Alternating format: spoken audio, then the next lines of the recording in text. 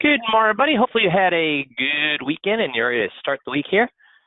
So last week's 5Q tape breakdown was a little good and a little bad this week. Find out how to ask the second question after you've confused the client the first time. So guys, when we ask a question that confuses the client, what's the first thing that we do? If they say, I'm not sure or I don't know, what's the first thing we do, guys? David's got it. Dale's got it. Nick's got it. And Richard, yeah. So what you're going to do is you're going to say, I'm sorry. I mean, I don't know how you could possibly answer that question the way I phrased it. I didn't even give you enough information. I thought that's my fault. I'm sorry. What I was trying to say is I can ask a smaller, easier question. When they don't get it, do you apologize and then just tell them what they don't get it because they're too stupid to understand you? Is that what you do, guys? Nick's got it. No, you don't do that because, you know, who's the stupid one here? If we ask a question that they don't know the answer to, who's the stupid one here? We were. We didn't ask very, very well. So we're going to go back and ask easier questions. Does that make sense? So this is a great way or a great thing to listen to kind of sharpen those skills. So guys, there's been a lot in the news about gaming. What are these guys doing right now?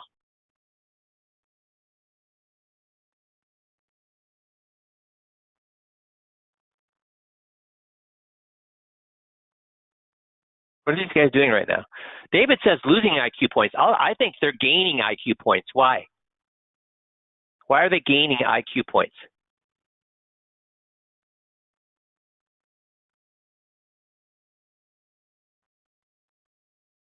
Are they doing something that their brain is used to doing?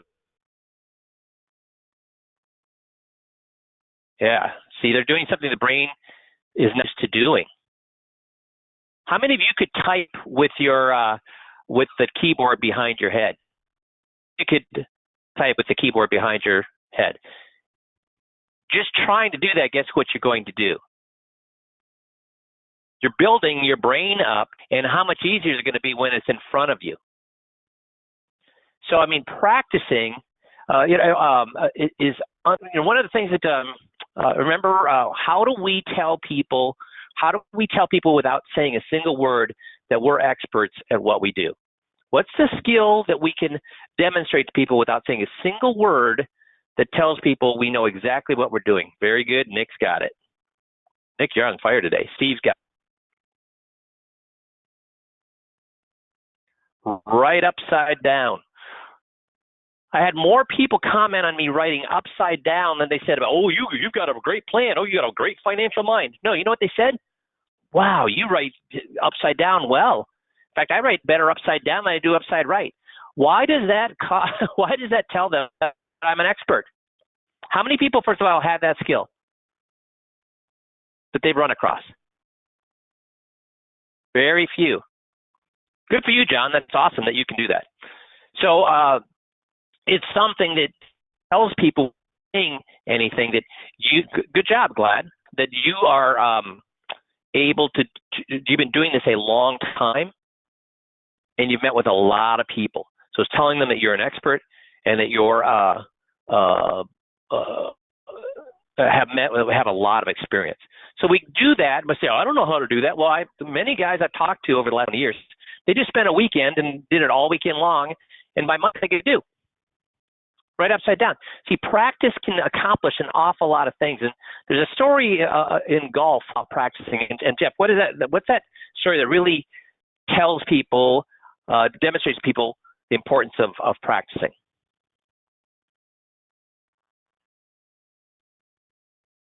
Sorry, I was muted. So there's a difference between wanting to do something and actually working to do it. And so there's a story that professional golfers, before they take the course in a tournament, they actually go to the driving range. And so the story is that Jack Nicklaus was warming up on the driving range, and there's a crowd behind him watching him warm up. And he'd hit a drive, and people in the crowd would ooh and ah, but he said there was one guy in the crowd, he could pick out his voice, who was saying, oh my goodness, that was such a great shot, Mr. Nicklaus. I wish I could hit a golf ball like you. So he turned around and kind of waved to the crowd and went back to hitting drives, and he teed up the next one and hit it. And then again, this guy is like, "Oh wow, that was a beautiful shot, Mr. Nicholas. I'm not joking. I wish I could hit a golf ball like you." So he turns around and he says, thank you very much," and goes back and hits another drive. And again, the same guy, "Oh my goodness, what a great shot. I keep saying it, but it's so true. I wish I could hit a golf ball like you." And Jack Nicklaus turned around and said, "Please quit saying that, because you don't mean it." And the guy says, no, I'm serious. I really do wish I could hit a golf ball like you." And Jack Nicklaus said, "No, you don't. Because if you wanted to hit a golf ball like me, then just like me, you would get up in the morning at 6 o'clock and go out and hit 1,000 balls every day. But you don't do that. So quit saying you want to hit a golf ball like me, because you don't." I mean, we have to put in the work. You don't just get to hit a golf ball like that. Everybody that's in golf will tell you the exact same story. If you look at every golfer, they'll tell you, "This is my routine. I get up every day. I work for 4 hours on my long game and 4 hours on my short game." They don't just show up and play these tournaments. They're not naturally gifted. Now, there's some guys that drive. There's some guys on the tour that are naturally gifted, but where do they fit? And they don't spend the time on the course, but they're naturally gifted. Where do they finish, Jeff? They finish at the bottom, but even Yeah. the guy who, yeah, you're out of the top 100. Everybody in the top 100 practices like that. You might be able, not all of us can hit the ball 300 yards. I can't hit a ball 300 yards, and I'll probably never be able to do that because I just don't have the physical gift to do it. But I can hit it 280 yards straight. And we could all do that if we're willing to hit 1,000 shots a day. And in fact, what Jeff just said here is validated in the Golf Digest. The average tour pro spends 3 to 4 hours concentrating on the full swing and an equal amount of time on the short game. Guys, that's in between spending how many hours on the course actually playing. So are they spending more time practicing or more time playing? Golf pros, do they spend more time practicing or more time playing? Everybody answer this. Only 2 people, 3 people, 4 people. Come on, everybody answer that. Yeah, they spend more time practicing. At least the ones that want to stay on the tour. So let me ask you a question. How many financial advisors spend more time practicing than they do in front of a client?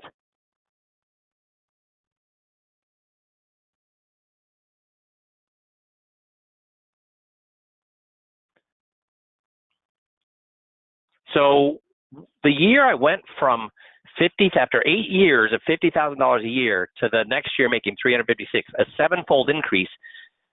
Guess what I did that year? Every single day, I listened to a full tape, a full meeting, and practiced. So that means every day I was practicing 3 or 4 hours between listening to the tape, turning it off, and practicing 3 to 4 hours every single day.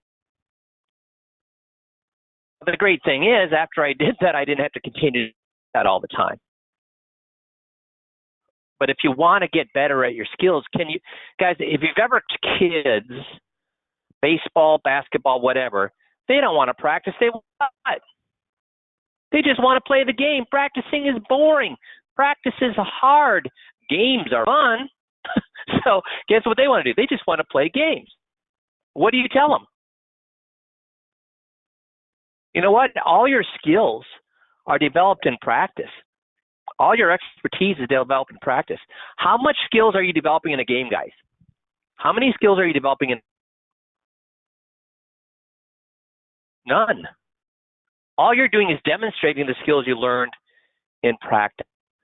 So if you remember in the 15-minute drill book, the MIFD book, on the first page it says, this is a demonstration of how serious you are about your business. Because I'm not even asking you to work 3 hours on your long game a day, 4 hours in your short game a day. You can work 15 minutes a day. And if you think about it, there's 40 work hours in a week times 60. So 40 hours times 60 is 2,400 working minutes in a week. And again, somebody who just wants to be average. Average people work 40 hours a week. Above average people work a lot more than that. Times, but we're going to say we're just going to work the average 2,400 minutes, 60 minutes, 480 minutes a day. 480 divided 15, that's 15, there's 32 50 periods in a day. So what percentage of your day does 15 minutes make up? Just 3% of your day, of your work day. And when I ask people how they're doing on their 15-minute drill, more often than not, what do I hear? Going great, do it every single day. Learned a lot of skills, really sharp. Well, is that what I hear, or do I hear, oh, shoot, no, I'm not as good at that as I should be? Guys, 3% of your, if you can't spend 3% of your day practicing, what does it tell you about the seriousness of wanting to get better at what you do? Well, and can I jump in there? Please, Jeff. Yeah, so my 11-year-old is getting to be a really good basketball player, and he had some invitations to play on some AAU teams. And so he talked to one of his coaches and said, how do I pick a good AAU team? And his coach said, do not play AAU over the summer. Do not. And we wanted to know why. And he said, because when you're in the season and you're in a game, you're playing to win. And so you are who you are. You're playing to win, you're not playing to get better. The only way you're going to get better is to practice. And if all you do is play games all year round, you're not going to get better. Can I jump in there too, Jeff? Sure, go ahead. Because when you play a game and you want to win, will you allow yourself to make a mistake, Jeff? No. To try a skill that you're not as good as you could be at, a skill that would push the limits. And why wouldn't you? Because you want to what? Because you're trying to win. You can't. So you won't do anything hard. Yeah, go ahead. Yeah. You can't think about being better in a game. You can only think about doing what's in front of you at that moment. And when we're in meetings, we can't think about getting better or what we need to do. We just have to. We're in it. We just have to do it, which is why we revert back to our old habits when we get in a pickle, because we don't know what else to do, and it's too pressure. It's too much pressure. There's too much going on in the moment to just change what you're doing. The only way to get better is in the off season during practice. And if there is no off season, if there is no practice, you're never going to be better. If all you do is meet person after person after person, you're not getting better. You're getting better at the same skills you have right now, right? Yeah, you're just getting more. You're getting more efficient at what you already know how to do, but you're not adding any skills and you're not improving any skills. So, guys, are we asking them, Jeff, to spend? Now, to learn the scripts, you got to spend hours and hours and hours. But once you know the scripts, are we asking you to spend hours and hours and hours, or 15 minutes? 15 minutes. And what are we practicing during the 15-minute drill? What are we practicing during the 15-minute drill? That's a good question to see if people get what we're doing during the 15-minute drill. What are we practicing? Nick's got it. Sue's got it. David's got it. Steve's got it. Yeah, we're not. Are we practicing scripts? No, that takes hours and hours and hours. With the 15-minute drill, we're practicing becoming a better communicator. These skills are all things that will get the client to talk more. If every time they answer one of your open-ended questions, you either empower them, will they talk more or less? If you ask questions instead of making statements, will they talk more or less? More. If you ask open-ended questions instead of closed-ended questions, will they talk more or less? More. If you stop talking over the top of them, will they talk more or less?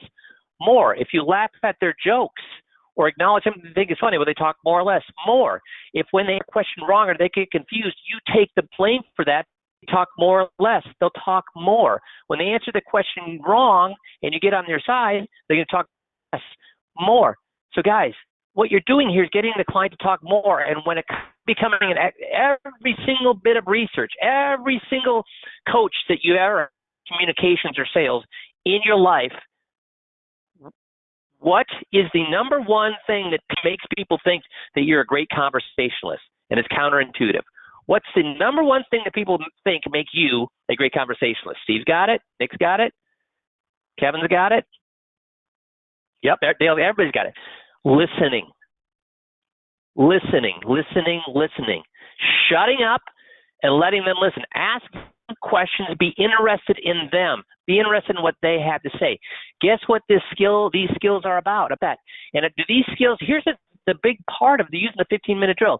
Are these skills only used in business? What kind of things in life will this help you with?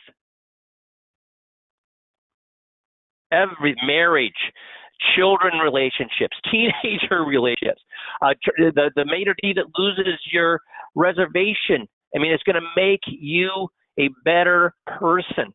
And it only takes 15 minutes a day. And how much better would you get per day, per week, or per year if you just got a bit better at listening to people, asking questions, being interested in what they have instead of what you have to say? If you got 1% better a day, you'd be 3 times better. Just 5 days a week, 1% a day, you get 3 times better by the end of the year. Or I'm sorry, 1,000 times better by the end of the year. Once per week, you get 3 times better. But guys, how much more would you sell if everybody that you meet thinks you're a fantastic conversationalist? How much more would you sell? Because remember, how much would we sell if we could read people's minds? Everybody answer this. What percentage of people would you close if you could read their minds? 100%, exactly, 100%. And what's the easiest way to read their minds? Ask them what's the questions. That's right. Ask them what's on their mind and let them tell you. So this, if you don't work at this after 23 years of using these skills of motivational interviewing, I still work on it every single day. Why? Why do I work on my 15-minute drill every single day? Why does the best tackler, why does the MVP from last year still practice tackling? Why does the MVP from last year still practice throwing? Why does the MVP from last year still practice? Why does the MVP from last year still practice their skills? There's always room for improvement. I agree with that. And also make sure you don't what? Move backwards. If I wasn't constantly, I actually took a year off in 2008 or something like that of coaching. And what happened to my skills in that year when I came back? I'd gone completely backwards. And you have to relearn all those. Is it easier to go relearn skills or just to keep them fresh? That's why you can do this in 15 minutes a day, because you're just keeping it fresh. Make sense? And it benefits you both in work and life. Or guess what you could do? You come up with all sorts of reasons why you couldn't spend 15 minutes. Guys, if you get coffee at the beginning of the day, and you should do this right at the beginning of the day. If you get coffee at the beginning of the day, that's how you start your day. If you delayed that by 15 minutes, how much would that affect you? If you delayed looking at your emails for 15 minutes, how much would that affect your business? If you delayed listening to your voicemail for 15 minutes, how much would that affect you? If you delayed anything that you normally do for 15 minutes just to do this, how much would that affect your business? It won't. But not doing this 15 minutes will affect your business. As Jeff very succinctly put, is that you can't just claim, because you're never going to get better at your skills. You can't just see people, because you're never going to get better at your skills. And guys, unless you're seeing, like I did, 30 people a week, unless you're seeing 30 people a week, do you have time to do 15-minute drills? Now, here's the question. Why don't most 15-minute drills? And I get it. Why don't most people want 15-minute drills? Why don't most people want to record their meetings? It's not because their batteries ran out, because they forgot. Why don't most people want to do it? Why do actors hate to watch themselves on film? Why do most people hate to listen to themselves? Yeah, we want to see our own mistakes. If I don't do that, if I can see my mistakes, guess what I can assume? I don't make any. But guys, the number one reason went from 8 years of 50,000 years into 356 and 667, then 967, and 8 years of 50,000 with 3 years making $1 million a year. And we know in today's that'd be about $2 million a year. Do that. Listening to myself, critiquing myself, improving and practicing. Listening to myself, improving, practicing. Listen to myself, critiquing, improving, practicing. You got to do it. You got to do it. You got to do it. Yes? How are we going to get more people in to see you? Well, we're working on it, and I promise you, we're working on that. We actually have 3 different projects going right now. Some of them have one of them has no legs on it. One has some legs on it, and one is promising. So as soon as we get that on that, we'll absolutely get that information to you. But what we don't want to, or what we're doing right now, is we're deciding what not to do. Because do we want to just throw the first marketing thing at you and say, hey, here's a great thing to spend all your thousands of dollars of marketing on? Do we want to do that? Or do we want to have some proof that it's working first? No, we want to have some proof it's working first. Like out of the 3 projects we're doing, we have one that's not working, one that's working, and one that's promising. So as soon as we get good at it, we'll let you know. Make sense? Last thing I want to talk about today is how the people we work with have changed or how we view them. So Aegis Media Company went to 50 to 70-year-olds, and they went to currently healthy, active, financially stable 57-year-olds survey. So they did research on these folks. Now, are these the people we want? People who are currently healthy, active, and financially stable. Is that the people we want to get in front of? Yes, these are the exact people we want to get in front of, right? So, they found that 14% have a written retirement strategy, 52% they'll have to continue working after they retire, 26% have a backup plan for retirement and are unable to work. So are we going to be able to work with all baby boomers? No. About 26% of them is all we're going to be able to work with. 36% expect Social Security to be their main source. 41% are updating their skills so they can continue working. These are the people we want to work with. So that means we have we kind of have an unlimited supply, because every single day, how many boomers are retiring? And with the thing that's happened with COVID, there are going to be even more baby boomers retiring. But we don't have unlimited. We're having more and more people, but it's only about 26% of those people. And if you think about it, guys, when we market, then what percentage of people we think are going to be viable? All of them? No. Yeah, 25%. Now, we do, through marketing, you want to do some filtering up front. But you should never expect every single person to come in with money. And there's ways that we can deal with that actually are still very for you. But again, it comes back to, we want to be how good at our skills. If we're doing marketing and we're getting in front of 10 people, and again, with them filtering up front, probably it's 50-50. 50% of people have money, 50% don't. But that means if we want to be good, that means we spend all that, half of our money went down the drains because we got in front of people we didn't want, and there's just no way around that. The other half, that means we better be what? Twice as good at our skills. Make sense? Now, here's how they view themselves. Do they view themselves as gray or as gorgeous? Do retired people view themselves as gray or gorgeous, especially the ones that we want to get in front of? Gorgeous. See, they view themselves as stronger than ever.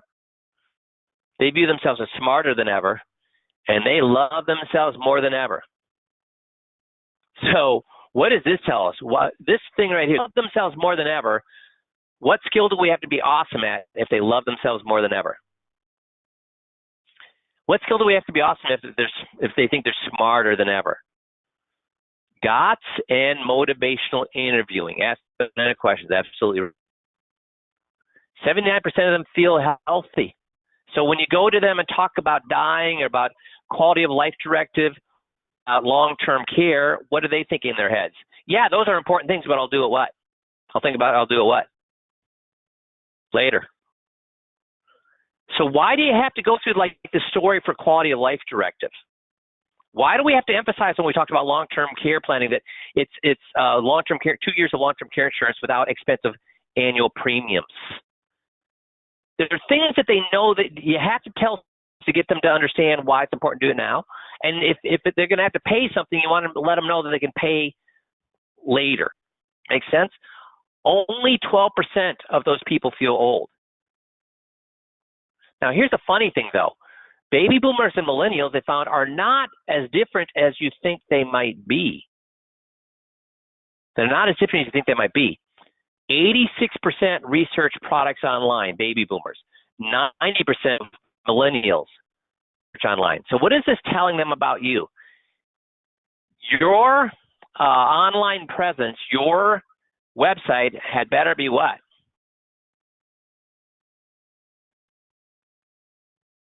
If your marketing is good and you get them interested, what are they going to do before they work with you? They're going to research you online. So they're not going to drive by your office to look at your office. They're going to research you online. So how much stuff should you have online about buying and selling stocks and stock market stuff and that kind of stuff? How much of your website should be dedicated to that? A lot or not so much? Not so much. You need to have a very clean website, very professional website, but a simple website. And you need to have information on there that's not just about stocks and bonds and investments. Because if all you do is talk about money, what do they know about you? All you want is their money. Yeah. Smartphone, baby boomers research products via smartphone. No, most of them do it where? On computers. And I know that's the case with me. Why? Because even at 60, my eyes are not what they used to be. Influenced on decision to buy. 62% of baby boomers say advertising advice from a sales rep is more likely to influence their decision to buy. 82% say it's more to buy. So luckily, this is one place that they're different. Because millennials are going to do it through word of mouth. Baby boomers, if we do it right, we're still going to be able to have a big influence on how they buy. And what do we do? What do we do with 5Q to make sure that that goes from 62% to 100%? Because there is one person they believe 100% of the time, and who's that? Who do they believe 100% of the time? Yeah, themselves. So by using motivational interviewing, that's how we go from 62% to 100%. Make sense? In social media, 18% of baby boomers advocate for retailers on social media, 29% of millennials do. So, but you see that the only place that they're really different, because they do research us, whether they do it on the smartphone or on the computer, I don't think that's a huge issue, except how you design your website to make sure it's not as important to make sure it's still important, but not as important to make sure your website works well on smartphones. You should still be thinking about that, but it's not as important. But you do need to make sure that you have a good website because people are going to research you online. The biggest difference, though, is we still have a great chance to influence people to buy from us. Now, the great thing is, even if we had to do it with millennials, 82% of them say word of mouth is more likely to influence their buy. Would what we do work on baby boomers as well? Because who's the only person baby boomers believe? Themselves. So it works either way, but we do have a leg up with baby boomers. So again, your first impression isn't your office anymore. It's your website. Make sure it's professional looking. Understand what people are saying about you. Now, the thing is, though, even though it's not accurate, it's still a great way to get people in front of you. And that's with nano influencers. Now, who are nano influencers? Everybody understand what an influencer is? Influencers are people that are on Snapchat, TikTok, Instagram, the neighborhood blog, and they're talking about different things, restaurants, etc. Here's the great thing now about nano influencers. They're in your neighborhood. They're not Kim Kardashian. No, they're Agnes on the street who loves to what? Talk about stuff. And some people find Agnes interesting. So they do follow her. They do notice what's going on. So there are nano influencers are people with less than 1,000 followers. They might have 500 followers. They might have 400 followers. But here's the great thing. They have great engagement ratios. People follow them or understand. The small group of people that do follow them, they know them. They feel like they know them. They have street cred with those people. They're affordable because they cost nothing. And they have value because nano influencers often over-deliver on their contracts, which, again, if you do this right, you don't have to pay them a single thing. So how do you find nano influencers? You start with community, your neighborhood blog, local newspapers, Facebooks, and realtors, and you find out who's posting the most pictures of community events. Guys, have you know, any of you, I read the neighborhood blog.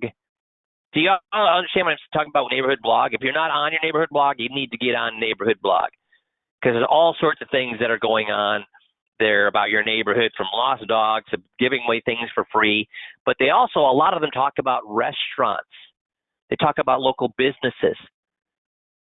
And if you follow that, you're going to find that there's certain people that are on there often.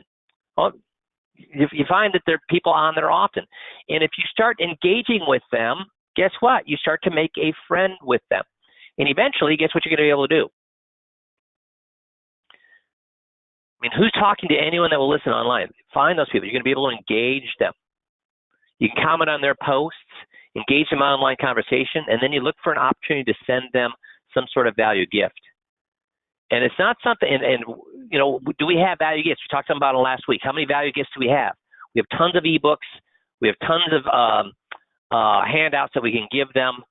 And if we can start to give them value gifts, we can encourage them to offer that or talk about how good that is online. Guess what that starts to get you? Word of mouth advertising. Now, you got to be patient with those people. Yeah, please, Jeff. One thing I would add too is these nano influencers, whether they have some sort of blog or something, they're always looking for content. So these value gifts are almost 100% guaranteed to get mentioned or talked about. They're always looking for things to talk about and put their 2 cents in on. Yeah, because they want people to listen. They want to provide value, but it's hard for them to constantly do it. We give you all sorts of tools to do that with. So if you want to build up a big presence in your community, this is the way to do it. I mean, this is the way to do it. And somebody also mentioned Facebook is another thing that you could be on. Look for people who are always posting on Facebook and the people that follow them.